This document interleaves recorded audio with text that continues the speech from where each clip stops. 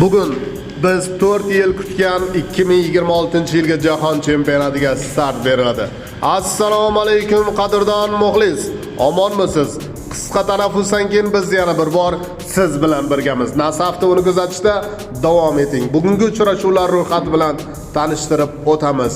2026-yil 11-iyun sanasi 23:59 da ochilish marosimi festivalidan so'ng Meksika o'z maydonida rasman mezbon sifatida Janubiy Afrika terma jamoasiga mezbonlik qiladi hamda 2026-yilga jahon chempionatiga startni beradi azizlar.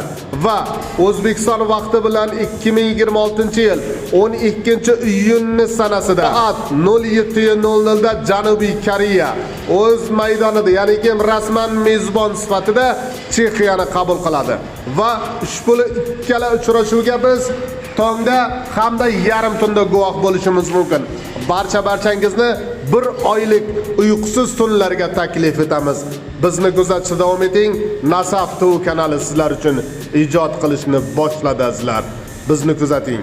Nasaf siz bilan birga. Bugun bo'lib o'tadigan mundialdagi barcha jamoalarga omad va zafarlar tilab qolamiz.